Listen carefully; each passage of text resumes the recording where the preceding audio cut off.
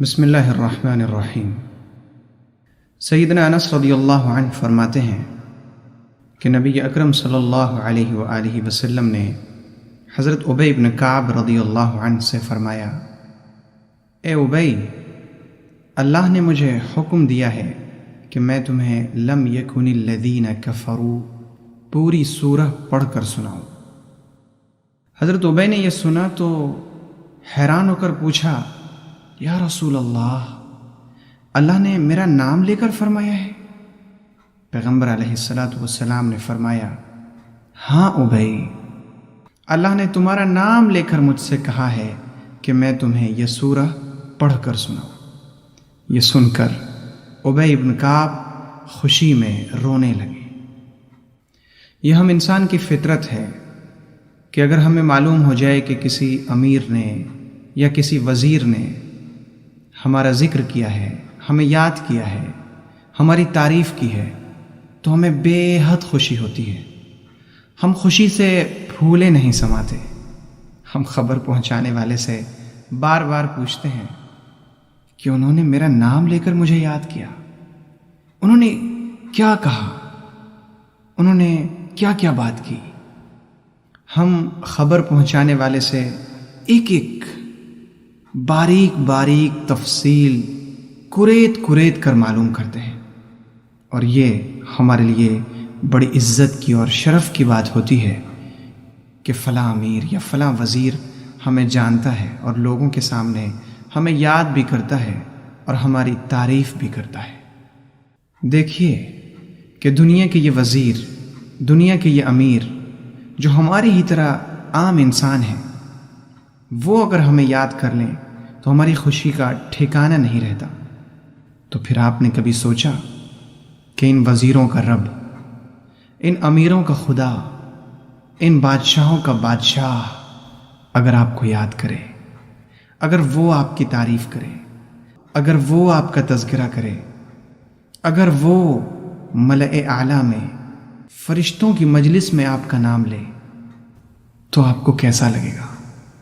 ذرا تصور کیجئے کہ جب ابی بن کعب کو پتہ چلا کہ اللہ نے میرا نام لیا ہے تو وہ خوشی سے رونے لگے۔ کیا ہمیں کبھی یہ سوچ کر رونا آیا کہ ہمارا رب، ہمارا مالک، ہمارا خالق، ہمارا معبود، ہمارا اللہ ہمیں یاد کرتا ہے؟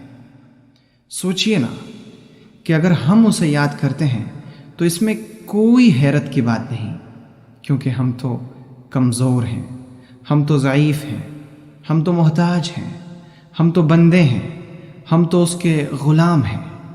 لیکن حیرت تو یہ ہے کہ وہ رب ہو کر، وہ مالک ہو کر، وہ قہار ہو کر، وہ قوی ہو کر، وہ پوری کائنات کا مالک ہو کر، وہ بے نیاز ہو کر ہم جیسے کمزوروں کو، ہم جیسے ضعیفوں کو، ہم جیسے گنہگاروں کو یاد کرتا ہے۔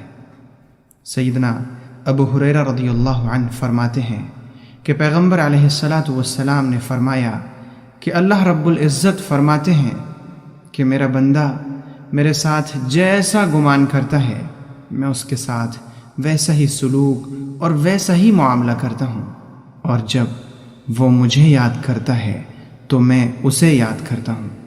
اگر وہ مجھے اپنے جی میں یاد کرتا ہے تو میں بھی اسے اپنے جی میں یاد کر لیتا ہوں، اور اگر وہ مجھے اپنی مجلس میں یاد کرتا ہے تو میں اسے اس کی مجلس سے بہتر مجلس میں یاد کرتا ہوں، اور اگر وہ میری طرف ایک بالشت بڑھتا ہے تو میں اس کی طرف ایک گز بڑھتا ہوں، اور اگر وہ میری طرف ایک گز بڑھتا ہے تو میں اس کی طرف 2 گز بڑھتا ہوں، اور اگر وہ میری طرف چل کر آتا ہے تو میں اس کی طرف دوڑ کر جاتا ہوں۔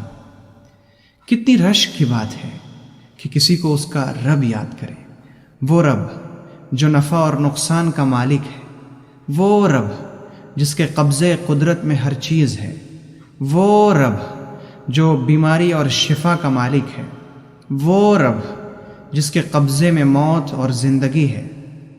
وہ رب ہمیں تب یاد کرتا ہے جب ہم اسے یاد کرتے ہیں۔ آئیں ہم اسے یاد کریں تاکہ ہمیں بھی یاد رکھا جائے۔ اگر ہم اسے دعا کے ذریعے یاد کریں گے تو وہ قبولیت کے ذریعے ہمیں یاد کرے گا۔ اگر ہم اس کی تعریف کر کے اسے یاد کریں گے تو وہ قدردانی اور قبولیت کے ذریعے ہمیں یاد رکھے گا۔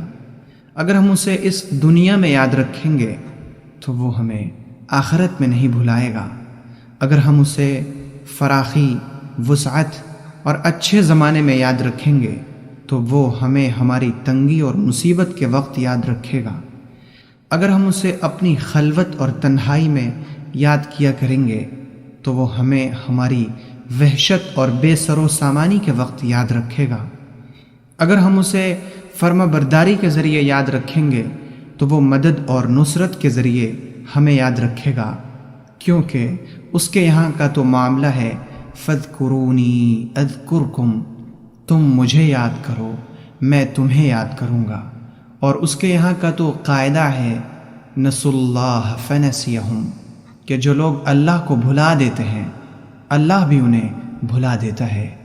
اور یہ تو اس کے یہاں کا اصول ہے جزاء وفاقا، برابری کا بدلہ، تم جیسا کرو گے ویسا ہی پاؤ گے، جو کچھ تم بو گے وہی کچھ تم کاٹو گے۔